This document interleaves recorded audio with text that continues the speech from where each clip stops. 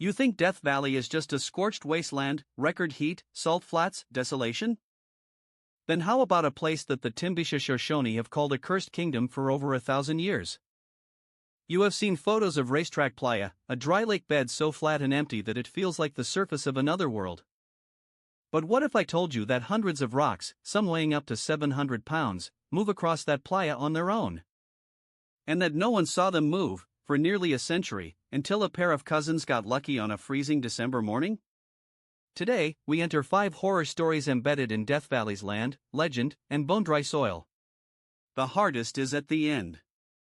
Death Valley is one of the hottest, driest, and lowest places on Earth. Summer temperatures average well over 100 degrees. In 1913, the mercury hit 134 degrees, the highest temperature ever recorded on the planet. The lowest point of the valley lies 282 feet below sea level. And yet, just 76 miles away, Mount Whitney rises to the highest point in the contiguous United States. Extremes. Contradictions. A landscape that seems designed to kill. But the Timbisha Shoshone have lived here for over 1,000 years. They do not call it cursed. They call it home. And they have a story about how it became what it is. Long ago, the Timbisha were ruled by a beautiful queen. But she was vain and demanding. She longed for a mansion larger and more beautiful than anything the Aztecs to the south had ever built. She ordered her people to build it, to drag marble, stone, quartz, and timber for miles across the desert. Initially, the people worked hard to please her. Royalty was sacred. They did not complain. But as the years passed, the queen became increasingly demanding. She reduced her tribe to practical slavery. She ordered her own daughter to join the bearers of burdens. When the workers flagged in step during the noonday heat, she strode among them and lashed their naked backs. When she struck her daughter, the princess turned, dropped her load of stone, and solemnly cursed her mother and her kingdom. Then, overcome by heat and exhaustion, she sank to the earth and died. Only then did the queen realize the cost of her greed. But her regret came too late. The sun increased its heat and brightness. Vegetation withered. Animals fled. Streams and lakes dried up. The once fertile valley became a barren, dry, extremely hot desert. Many of her people died of starvation. Those who did not fled. The queen fell ill with a fever. With no one to soothe or care for her, she died alone in her half-finished palace. Shoshone legend says that glimpses of that half-finished palace can still be seen today, lifting into view or shifting in the mirage along the horizon. Some nights, locals say, you can hear a woman weeping in the desert wind. That is the first layer. A legend of cruelty and consequence. But the desert holds older things. In the 1920s, a trapper named White claimed to have fallen through the floor of an abandoned mine. Below, he found underground rooms and tunnels, and hundreds of human mummies. All wearing leather clothing. All surrounded by treasure. A Paiute trapper and guide named Tom Wilson heard this story. He said his grandfather had made a similar discovery years before. Together, Wilson and White set out to find the caves again. They never could. In 1931, 2 doctors, F. Bruce Russell and Daniel S. Spovey, claimed they stumbled upon the same underground system while sinking a mine shaft. They reported finding the mummified remains of 3 giants, each 8 or 9 feet tall, also wearing leather. They also found carvings and artifacts that appeared Egyptian. Neither doctor was ever able to locate the caves again. Shortly after their discovery, both men disappeared. A prospector named Berkeley wrote in his 1932 book, Death Valley Men, that 2 other men, Jack and Bill, also discovered the tunnels. Like the others, they found mummies and treasures. Like the others, they never found the tunnels again. And like the others, both disappeared trying. The Paiute Indians who call Death Valley home have their own name for this underground kingdom, Shinoeti. According to their legend, a great Paiute chief lost his wife and decided to travel to the world of the dead to find her again. After facing many hardships, he found himself in a large, natural amphitheater deep beneath the desert. He was reunited with his wife, only to lose her again, in a story that echoes Orpheus and Eurydice. modern researchers have noted strange patterns. Several people who claimed to find the tunnels vanished without explanation. Official records are missing. The Park Service does not comment. The second layer, a hidden kingdom of giants and mummies, sealed beneath the salt and stone. And something that does not want to be found. Now, the third layer. Racetrack Playa. A dry lake bed, 4.5 kilometers long and 2 kilometers wide. Flat. Cracking. Silent. Littered across its surface are hundreds of rocks, cobbles and boulders, some as large as mini fridges. They leave trails behind them. Long, synchronized trails that stretch for hundreds of meters. Some trails are straight. Some curve. Some abruptly change direction. Since the late 1940s, scientists have tried to explain how these rocks move. Theories included hurricane-force winds, dust devils, magnetic fields, alien intervention, even teenage pranksters. But no one ever saw the rocks move. The trails just appeared. Overnight. Between visits. In 2011, a team led by paleobiologist Richard Norris and his cousin Jim Norris set up an experiment. They installed a high-resolution weather station. They placed 15 GPS-equipped rocks on the playa. They set up time-lapse cameras. The National Park Service would not let them use native rocks, so they brought in similar stones from an outside source. For nearly 2 years, nothing happened. The project was boring. The rocks did not move. Then, in December 2013, the cousins arrived in Death Valley to find that the playa was covered with a shallow pond of water, about 7 centimeters deep. That night, temperatures plummeted. The pond froze into thin sheets of windowpane ice. The next morning, the sun came out. The ice began to melt and break into large floating panels. Light winds, only 3 to 5 meters per second, pushed the ice panels across the playa. And the ice panels pushed the rocks. Slowly. Almost imperceptibly. A few inches per second. The rocks moved. The cousins saw it happen. The GPS trackers recorded it. The mystery was solved. Richard Norris later wrote, "Science sometimes has an element of luck. We expected to wait 5 or 10 years without anything moving. But only 2 years into the project, we just happened to be there at the right time." But here is what the scientific papers do not tell you. The conditions for rock movement are extremely rare. Sufficient rain. Freezing nights. Sunny mornings. Light winds. In Death Valley's harsh climate, these conditions may occur only a few times in years, or decades. For most of the year, Racetrack Playa is bone dry and silent. And the silence is the strangest part. Visitors have described it as a bowl of silence. No birds. No insects. No wind. Just the cracking of salt crust under your boots. And the feeling that you are being watched. Some hikers have reported sudden panic attacks on the playa, vertigo, nausea, a sense of dread that comes from nowhere. No physical cause. No heat exhaustion. Just the space itself. One geologist who worked on the playa for 3 seasons refused to return for a 4th. He would not explain why. He only said, "The rocks are not the only things moving out there." The 4th layer, the lost 49 heirs. In 1849, a group of pioneers took the old Spanish trail from Salt Lake City to California. Near present-day Enterprise, Utah, the main group led by Captain Jefferson Hunt continued on the trail. But a splinter group decided to take a shortcut, a poorly documented route that supposedly cut 500 miles off the journey. They would become known as the Lost 49 Heirs. Without a reliable map, the group fell into disputes. They split again. One group walked through the valley toward the Mesquite Flat sand dunes. The other tried to cross the Panamint Mountains via Warm Springs Canyon. Both groups suffered terribly. Oxen weakened. Wagons broke. Water ran out. Some men had to walk out on foot to fetch supplies. Those who remained ate their oxen, turned them into jerky, and abandoned their wagons. After weeks of suffering, the two groups finally reunited. As they turned to leave the valley, one man looked back and said, "Goodbye, Death Valley."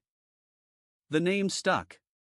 Reporters later embellished the story, invented gruesome details, and turned the valley into a symbol of death. In truth, only one man in the entire Lost 49 Heirs party perished inside Death Valley. But names have power. And the name Death Valley attracted darker things. Prospectors came. Miners came. Gold seekers, borax diggers, silver hunters. Ghost towns bloomed overnight: Ballarat, Chlorite City, Panamint City, Rhyolite. Rhyolite was the largest, 5,000 to 10,000 people at its peak, with 2 churches, 50 saloons, 18 stores, 2 undertakers, a stock exchange, and an opera house. By 1916, the electricity was shut off. Today, only ruins remain. And with the ruins came the stories. Phantom miners walking the tunnels of abandoned shafts. Lights flickering in empty mill buildings. Voices heard at dusk, speaking in languages that no living person knows. One ghost town, Skidoo, claims the spirit of an accused murderer who was hanged, twice, because the first rope broke.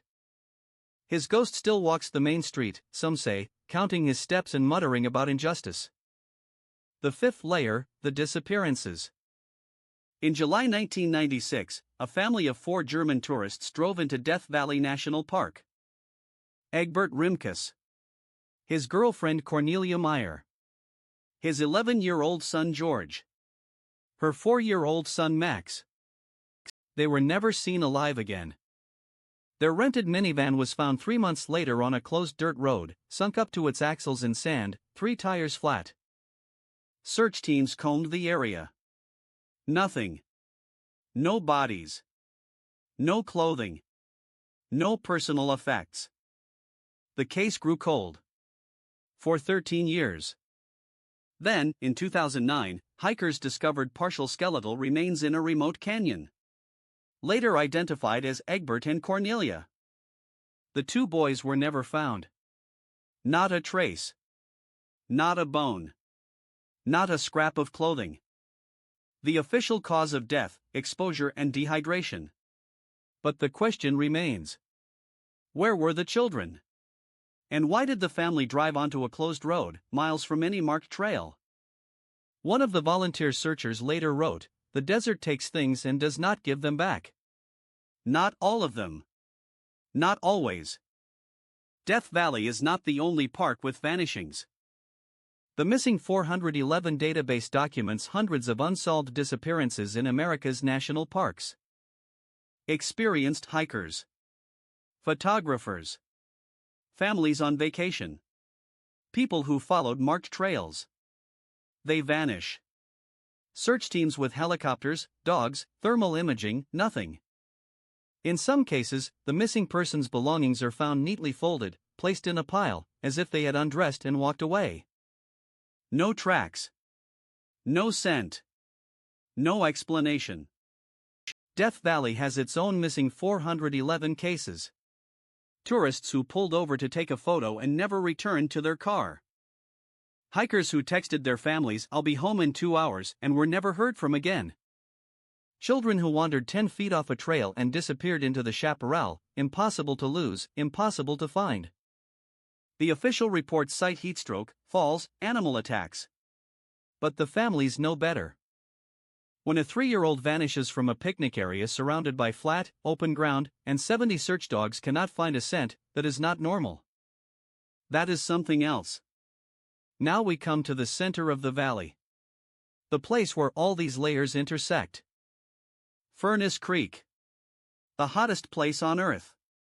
Named ironically by early prospectors who thought they had found a water source. The water was there, warm, sulfurous, undrinkable. But the men stayed. They built a resort. Then a ranch. Then a gas station. Today, Furnace Creek is the tourist hub of Death Valley National Park. Visitors buy ice cream. They pose for photos at the Badwater Basin sign, 282 feet below sea level. They have no idea what lies beneath them. The Timbisha Shoshone have a reservation at Furnace Creek. About 50 tribe members live there year-round. They do not speak to outsiders about the old stories. When tourists ask about the Queen of Death Valley, they smile and say nothing. One elder, interviewed anonymously, once said, "We do not talk about her because she is still here. Not as a ghost. As a hunger. The valley is hungry. It has always been hungry." Another Shoshone legend speaks of the water babies, small humanoid spirits that inhabit springs and rock formations. They come out at night to carve petroglyphs, ancient rock art found throughout Death Valley, some of it thousands of years old. The petroglyphs depict strange figures. Elongated heads. Large eyes. Bodies with no limbs. Archaeologists do not know what they mean. The Timbisha do not explain. They only say, "Those are the ones who were here before us. They are still here. You just cannot see them unless they want you to." Now we must talk about the Devil's Hole. A detached unit of Death Valley National Park, within the Ash Meadows National Wildlife Refuge. Devil's Hole is a water-filled limestone cavern, a narrow opening at the surface that descends into an unknown abyss. The water is warm. The depth is unknown. Divers have mapped down to over 400 feet, but the system continues. In 1965, 2 divers entered Devil's Hole and never returned. Their bodies were not recovered for months. The cavern is now off-limits. A heavy metal grate covers the opening. But before the grate, Charles Manson himself became obsessed with Devil's Hole. In 1969, after the Tate LaBianca murders, Manson and his family hid out at Barker Ranch in Death Valley. Manson believed that Devil's Hole was a gateway, a passage to an underground safe house where his followers could live forever. He spent 3 days meditating near the hole, staring into its black water, convinced that it would open for him. It did not. The police found him hiding in a bathroom cabinet at Barker Ranch, a tuft of hair sticking out of the door. Barker Ranch burned down in 2009. Ruins remain. Visitors report feeling watched. Some hear voices whispering from the empty rooms. One park ranger, speaking off the record, said, "That place is wrong. Not haunted, wrong." As if the land itself remembers what Manson wanted to do, and it liked the idea. Let us return to Racetrack Playa. The moving rocks have a rational explanation: ice, wind, rare conditions. But rational explanations do not always quiet the mind. In 2014, a team of geophysicists measured the electromagnetic field of the playa. They found anomalies. Localized spikes in magnetic activity that did not correspond to any known mineral deposit. The spikes moved. Slowly. As if something beneath the playa was shifting. The researchers published their findings in a low-impact journal. No one paid attention. One of the team members later told a colleague, "We should not have published. The rocks are not the story. What is under the rocks is the story. And I do not want to know what that is." The 5th layer closes with the missing tourists. The vanished families. The hikers who left no trace. In 2009, a 6-year-old boy named Carlos Sanchez died in Death Valley after his mother followed her phone's GPS onto an unmarked, impassable road. They were stranded for several days in 120-degree heat. Carlos died before rescuers found them. The GPS error was later blamed on outdated maps. But the mother insisted, "The phone told me to turn there. It showed a road. There was no road. But the phone said there was." Search and Rescue Coordinator Micah Alley warns, only a tiny portion of Death Valley has cell phone reception. GPS units are fallible. They send people across the desert where no road exists. But some GPS errors are harder to explain. Drivers report that their devices sometimes show roads that have not existed since the 1940s. Ghost roads. Mining trails that were abandoned before GPS satellites existed. And yet, the maps are there. As if someone, something, is updating them. We have traveled through 5 layers of Death Valley horror. The Queen's Curse, a legend of cruelty that turned a paradise into a wasteland. The underground city of giants, mummified kings and Egyptian carvings, buried beneath the salt, disappearing anyone who finds them. Racetrack Playa, the moving rocks, pushed by ice, but watched by something else. The lost 49 heirs and the ghost towns, pioneers who gave the valley its name, and miners who never left. The disappearances, families, hikers, children, vanishing without a trace, as if the desert opened its mouth and swallowed them whole. What unites them? Not a single monster. Not a single conspiracy. What unites them is the valley itself. Death Valley is not a place. It is a process. It takes. It keeps. It does not explain. The Timbisha Shoshone have a saying, the land knows you. Do not pretend otherwise. When you stand on Racetrack Playa, in that bowl of silence, and you feel the pressure behind your eyes, the fullness in your ears, the sense that you are being watched from below, that is the land knowing you. And when you leave, the land remembers. It always remembers. And it has patience. The Queen's Palace is still out there, drifting in the heat mirage. The giants are still sleeping beneath the salt. The rocks are still moving, not because of ice, but because the valley wants them to. And somewhere in the deep canyons, a 3-year-old shoe lies in a place where no search dog could find it. Not because the dog was bad. Because the valley did not want it found. Subscribe if you want to visit Death Valley. Or do not. Either way, the desert knows your name. The scariest thing about Death Valley is not the heat, the dryness, or the isolation. It is that you have been living above the hottest place on earth your whole life, and you never knew, and now you do. And the valley knows that you know.